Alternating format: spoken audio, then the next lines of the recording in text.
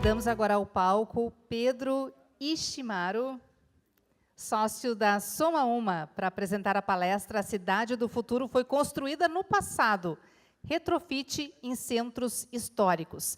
Pedro é arquiteto com especialização em finanças, passou uma década no desenvolvimento de projetos e estudos econômicos para complexos e diversificados empreendimentos, passando por estádios, centros esportivos, grandes projetos de habitação e urbanização. Há 5 anos é responsável pela gestão nas áreas de projetos, incorporação e gestão financeira do grupo Soma Uma. Boa tarde, 20 minutos é o seu tempo. Obrigada pela presença.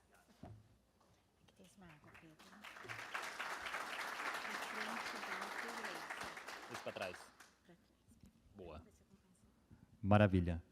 Boa tarde, pessoal. Eu começo agradecendo também o convite e a organização desse evento. Eu acho que é sempre uma oportunidade incrível a gente levar a palavra do retrofit, como a gente gosta de falar, para o máximo de pessoas e ampliar o que é um debate hoje já nacional. Cidades do futuro foram construídas no passado. Eu confesso que quando recebi o convite e a gente intitulou assim o painel, eu fiquei meio receoso, porque eu sabia que ia estar aqui ao lado de um monte de gente falando sobre novas tecnologias, novos materiais, construções novas, e fazer a provocação de que, na verdade, a gente tem que olhar para trás e que a gente tem que trabalhar com construções antigas, pode ser um contrassenso no primeiro momento, mas é em cima dessa ideia que eu acho que todo o projeto da Soma Uma foi construído. Se vocês botarem Cidade do Futuro no Google, a lista de resultados vai ter um conjunto grande de notícias sobre grandes e ambiciosos projetos de novas cidades construídas do zero, geralmente em áreas remotas, desertos, oceanos, no meio da natureza. Esse é um dado importante. O segundo dado, quando a gente olha para os últimos dados do Programa de Meio Ambiente da ONU, a gente visualiza que o nosso setor da construção civil é responsável por quase 40% da emissão de carbono no mundo. Ao mesmo tempo, a renovação de edificações existentes pode representar uma economia de até 75% nessas emissões, quando comparada com a construção de uma edificação nova com os mesmos parâmetros. Por último, a gente tem os últimos dados do censo do IBGE de 2022, que apontam um diagnóstico de mais de 11 milhões de domicílios vagos no Brasil como um todo, o que é um número quase 2 vezes maior que o déficit habitacional do Brasil, que são de 6 milhões de unidades, não contando aqui nesses domicílios vagos, Airbnb, hotelaria, nem edifícios de uso não residencial que estão ociosos. Esse tripé é um pouco sobre o qual eu e os meus sócios fundamos a Soma uma incorporadora e construtora que nasceu para se focar 100% no retrofit, ou seja, na renovação de edifícios existentes para reinserir esses metros quadrados no mercado imobiliário. Depois dessa introdução, eu vou passar rapidamente, dar um passo atrás, só para refazer um pouco aqui a minha apresentação. Eu sou Pedro Ishimaru, sou arquiteto, sou especialista em finanças e divido a minha carreira em dois pedaços. Eu trabalhei 10 anos com coordenação e desenvolvimento de projetos, geralmente de grande porte, e com muitas experiências nessas áreas de renovação, desde restauro de patrimônio histórico na Espanha, passando pela renovação dos complexos esportivos no Rio de Janeiro para os Jogos Olímpicos da Rio 2016, e aqui em Porto Alegre também. Eu coordenei o projeto executivo de renovação do Palácio Farroupilha, que não foi executado, mas onde a gente exercitou essa interação com a edificação existente, uma atualização dos sistemas de infraestrutura e uma ressignificação daquele espaço para o mundo contemporâneo. Corta a cena, eu saio da área de projetos, começo a trabalhar com gestão financeira e desenvolvimento de negócios imobiliários, me encontro com os demais sócios que hoje compõem a Soma Uma, que vinham com este mesmo olhar, cada um do seu ponto de vista, para a constituição do que hoje é a nossa empresa. Queremos transformar a maneira de construir as nossas cidades. A Soma Uma nasce dessa ideia de retrofit sobre 2 principais aspectos. O primeiro é esse diagnóstico urbano, imóvel vazio e gente sem casa. O segundo é o ambiental, e a gente está aqui nessa semana pós-furacões na Flórida, e nesse ano pós-enchentes em Porto Alegre, eu acho que reforçam essa ideia de que todo negócio hoje no mundo, em todos os setores e cadeias produtivas, não pode mais existir sem ter essa perspectiva do que a gente faz com o mundo que a gente já tem construído.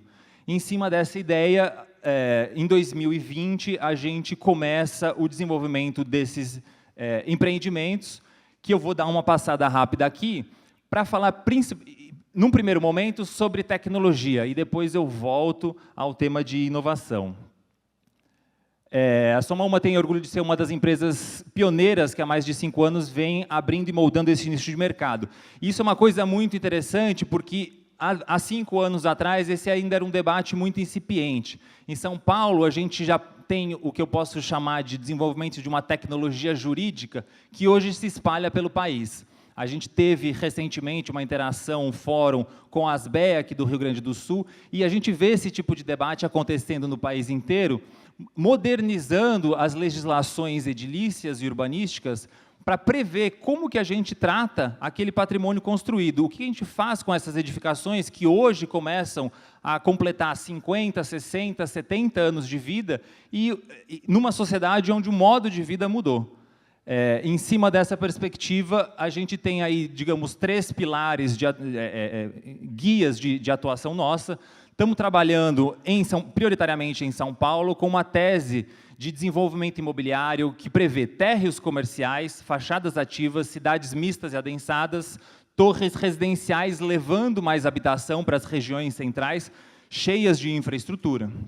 O segundo deles, pesquisa e desenvolvimento para a implantação de materiais sustentáveis. Para além do retrofit ser a expressão da construção civil da economia circular, a gente traz para o próprio processo de construção um esforço de inovação em materiais. Hoje a gente já tem, como padrão das nossas obras, o isolamento acústico das paredes lã de PET. É uma coisa que talvez 90% do mercado ainda trabalhe com lã de rocha, mas a gente já tem fornecedores trabalhando com lã de PET que retira do mercado de descarte um volume gigantesco de garrafas, com as mesmas propriedades acústicas e sem todas as propriedades alergênicas que a lã de rocha traz para os trabalhadores. O terceiro pilar é a atuação em rede, conectando a indústria da construção, e por isso que eu acho que é um prazer incrível estar aqui, a gente que tem uma atuação dentro do mercado imobiliário, conseguir fazer essa ponte com a indústria da construção e de produção e de desenvolvimento de novos materiais, é super importante para contaminar, eu acho que, a visão de desenvolvimento de novos produtos. O seminário é sobre inovação e tecnologia, e eu vou fazer essa inversão e falar um pouco mais sobre tecnologia, itens de tecnologia que eu acho que fazem parte desse nosso desenvolvimento, apresentando um panorama sobre os empreendimentos que a gente tem desenvolvido. Esse é o primeiro projeto, todos eles ficam em São Paulo, todos eles ficam num recorte dentro de um perímetro que hoje faz parte da lei de incentivo de retrofit em São Paulo. Cada um deles vai ter características peculiares e diferentes, mas todos eles são prédios com mais de 50 anos, todos eles são prédios que estavam há pelo menos 5 anos fechados, desocupados, não só não servindo a um uso interessante para a cidade, para o seu entorno, mas causando prejuízo, porque prédio fechado em cidade é sempre um local de degradação, é um lugar que você não gosta de passar na frente, é um lugar que se torna, ao longo do tempo, mais inseguro, e a partir dessa transformação, a gente inverte essa lógica. É um prédio de 4.000 metros quadrados, corporativo na sua construção original, lajes vazias, com janelas apenas na parte da frente. A transformação proposta transforma esse térreo em um térreo aberto para a rua, como fachada comercial, e a gente tem dentro desse edifício, a partir da abertura de janelas para o fundo e para a lateral, 60 apartamentos, estúdios e um dormitório, com áreas variando aí entre 25 e 55 metros quadrados.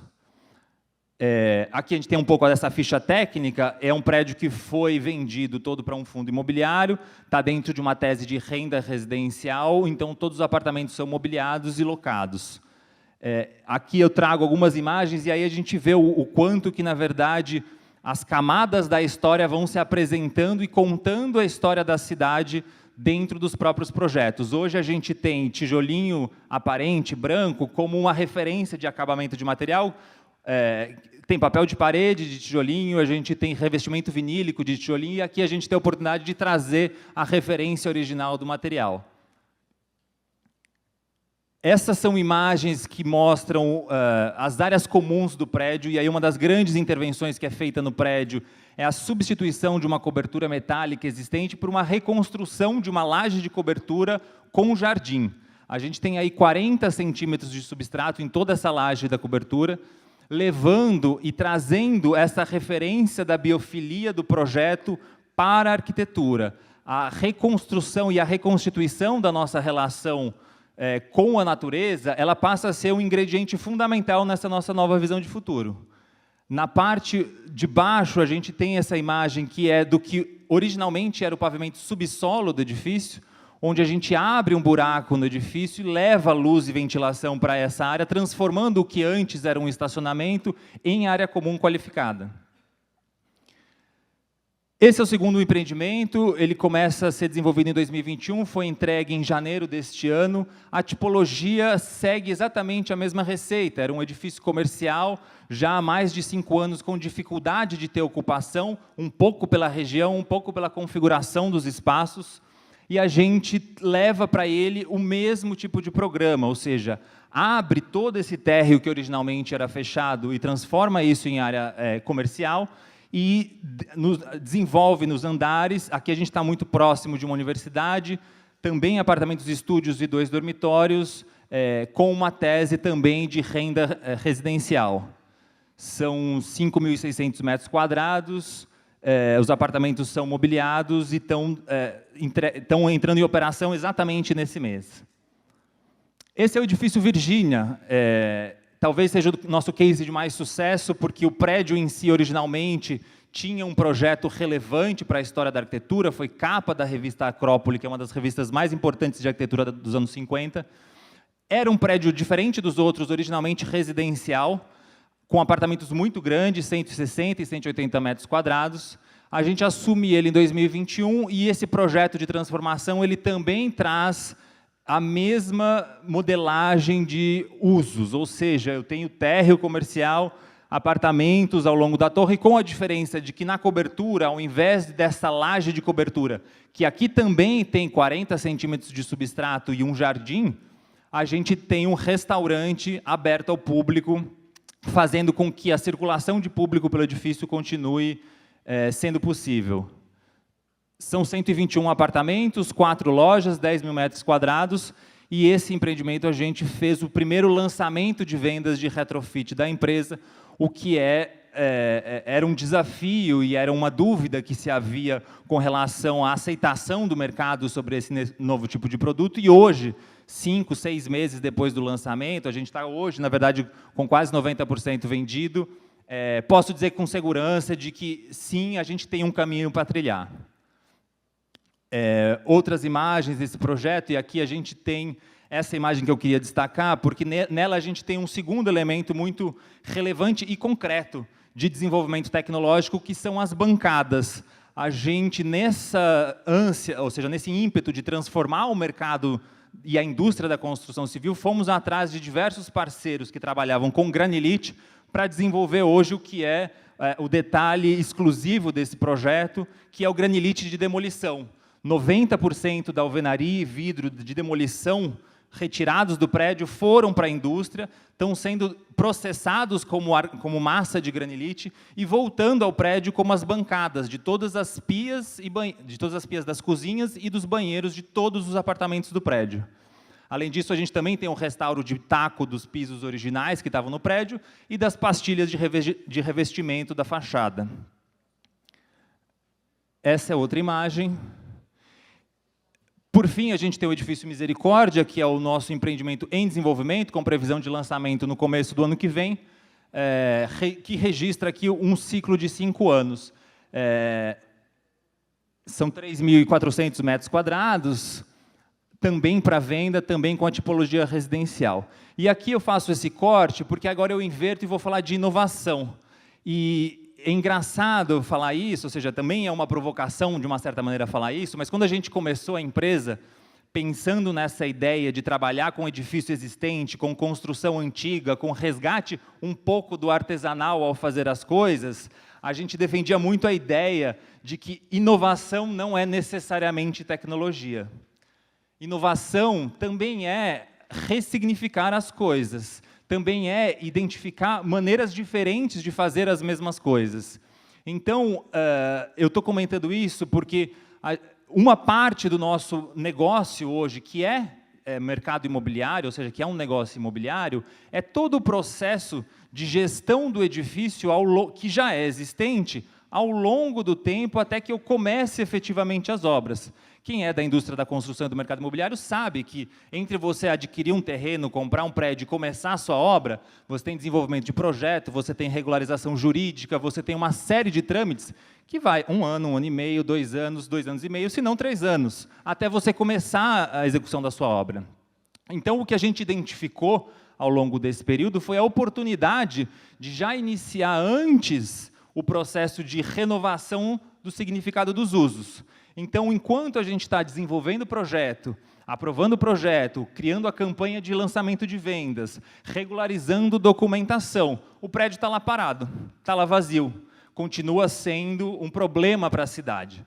Então, o que a gente tem feito com bastante sucesso é gastar boa parte do nosso tempo, não num negócio imobiliário, mas quase que numa plataforma de eventos e ativações culturais, que a gente leva para dentro do edifício como estratégia de negócio, para atrair o público a conhecer o prédio, a conhecer a região, mas também para usar isso como ferramenta no próprio desenvolvimento do projeto. Testar as ideias, levar as ideias que a gente tem sobre o que vai ser aquele prédio no futuro à prova e discutir isso com o público.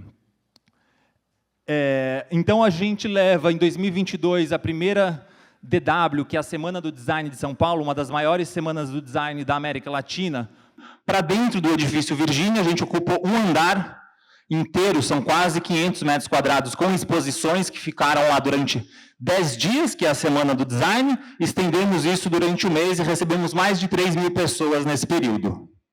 Repetimos a participação na DW no ano seguinte, de 2023, expandimos para 3 andares do prédio, quase 1.500 metros quadrados de ateliês de artistas expondo e produzindo dentro do prédio, numa ativação que ficou lá durante quase 2 meses e meio. A gente recebeu ali 12.000 pessoas. Todas essas pessoas é potencial público para o nosso negócio, mas é também interlocutor para o debate sobre o que a gente deve fazer com esse prédio e com a cidade. Durante esse mesmo período, no próprio edifício Virgínia, nós abrimos um bar. Parece um sonho, mas na verdade é um pesadelo, é muito difícil gerenciar um bar, mas foi uma maneira também de a gente colocar em prática o desafio de a gente trabalhar com negócios criativos nesse processo de reconstrução de significados nos centros históricos. A gente ficou com... Era um projeto que era para ficar durante 3 meses, acabou ficando durante os 2 anos, e foi uma grande plataforma de aprendizado para a gente reproduzir nos demais empreendimentos. Isso aqui é a continuação da DW de 2023, que eu expliquei, e hoje a gente está, como eu falei, no 4º empreendimento, Edifício Misericórdia. Isso fica no Triângulo Histórico, calçadão do centro de São Paulo. Quem já foi lá à Casa de Francisca, que é um dos grandes equipamentos do centro de São Paulo, talvez conheça. Fizemos a mesma coisa, trouxemos a Semana do Design para esse outro prédio, repetimos a receita de ter os 10 dias da Semana do Design, estendemos isso por mais 2 meses, e fizemos diferentes dessa vez. O que a gente tem é uma operação constante de gente ocupando e produzindo dentro do prédio. Hoje eu tenho 5 andares do prédio ocupado com ateliês de artistas, e os 2 primeiros andares foram convertidos temporariamente num bar, numa balada e espaço de eventos corporativos. A gente recebeu 15.000 pessoas só nos primeiros 10 dias de evento, que foi um sucesso absoluto. Estendemos essas ativações para fora do prédio com o Bosque do Futuro, levando essa ideia de levar vegetação para essas áreas que não têm nenhuma permeabilidade do solo.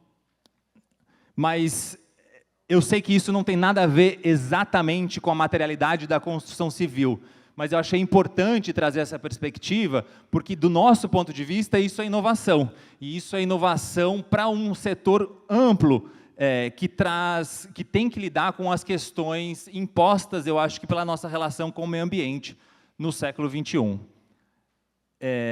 Esses dois últimos slides reforçam, eu acho que, os aspectos de sustentabilidade que eu já destaquei, e ilustram aqui, talvez, de novo, esse jardim de cobertura do RBS, meio ambiente, economia circular e as pessoas. As cidades do futuro foram construídas no passado, também é uma frase que não fala só sobre edificações, mas fala sobre a gente. As relações humanas, elas não são demolidas e reconstruídas do zero. Elas vão passando de geração em geração. As memórias e as nossas emoções, elas são elementos que fazem parte constante da nossa construção como sociedade. Então, no fundo, a mensagem é que, enquanto a gente não tiver essa abordagem regenerativa para a nossa relação interpessoal, para a nossa relação com a natureza e, consequentemente, para a nossa relação com as nossas cidades, eu acho que a gente não tem chance de construir um futuro brilhante como o que a gente quer e o que a gente merece. É isso. Obrigado.